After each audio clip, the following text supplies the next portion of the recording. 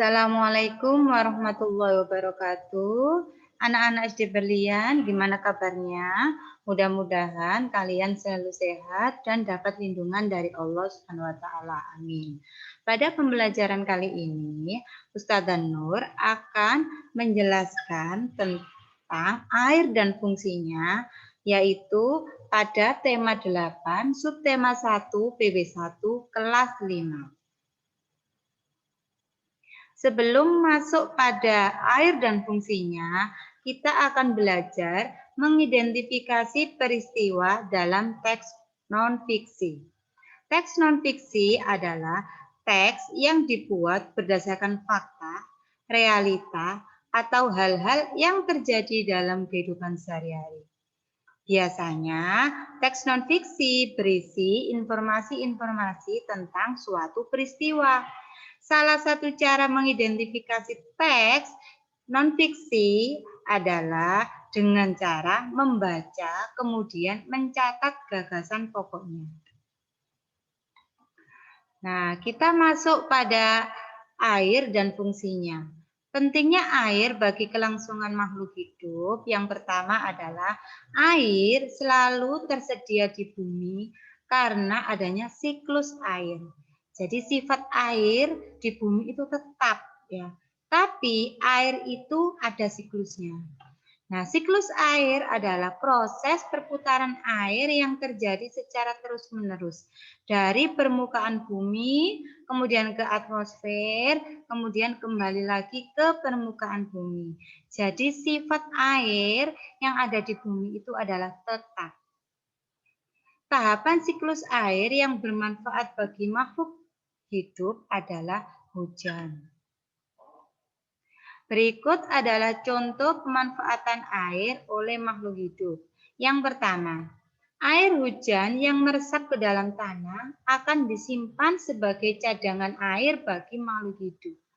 Nah, gambar di sini air hujan ya yang masuk ke dalam tanah disimpan oleh tumbuhan sebagai cadangan air bila sewaktu-waktu musim kemarau itu tumbuhan tidak kekurangan air.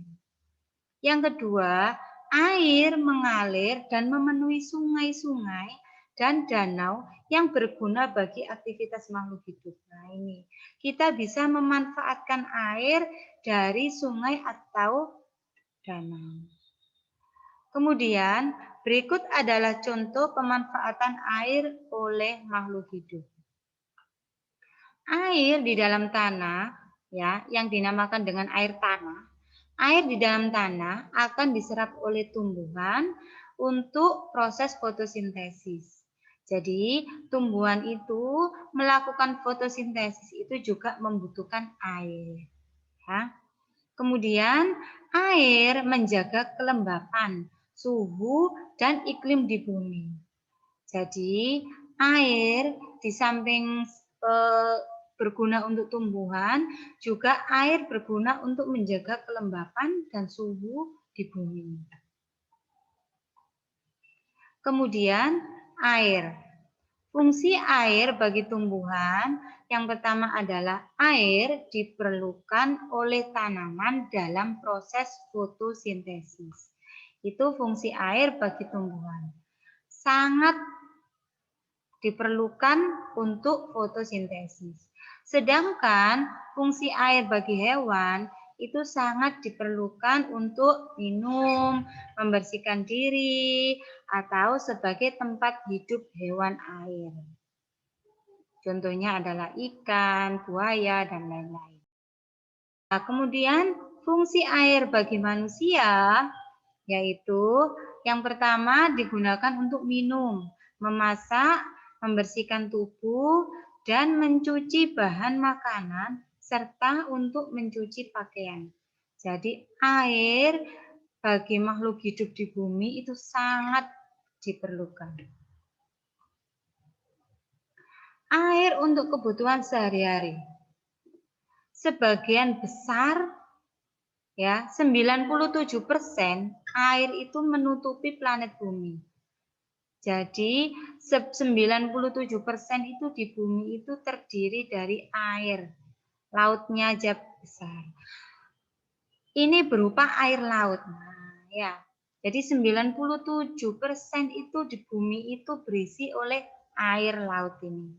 Dan 3% air di dunia berupa air yang segar.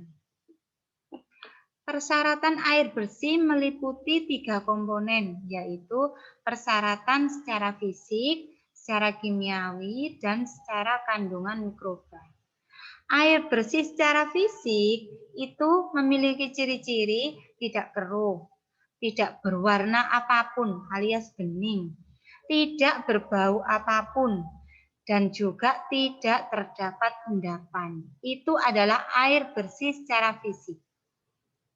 Sedangkan air bersih secara kimiawi itu berarti air tidak mengandung bahan kimia atau bahan beracun secara berlebihan yang nantinya akan merusak tatanan lingkungan di air. Kemudian kandungan mikroba. Jadi air yang tidak mengandung bakteri yang tidak mengandung bakteri atau mikroba yang dapat menyebabkan penyakit itu adalah air yang bersih. Jadi air yang mengandung mikroba yang menyebabkan penyakit itu berarti air yang tidak bersih. Kemudian masyarakat memerlukan air dalam jumlah yang sangat besar. Air itu dibutuhkan oleh makhluk hidup, baik tumbuhan, hewan, atau manusia dalam segala hal. Sehingga makhluk hidup yang ada di bumi itu memerlukan air dalam jumlah yang sangat besar. Sumber air lainnya didapat dari penggalian tanah. Namanya air tanah. Nah, terima kasih anak-anak. Itulah penjelasan dari Ustazah Nur. Pesan Ustazah, jangan lupa sholat 5 waktu, belajar yang rajin, dan membantu orang tua. Terima kasih anak-anakku. Wassalamualaikum warahmatullahi wabarakatuh.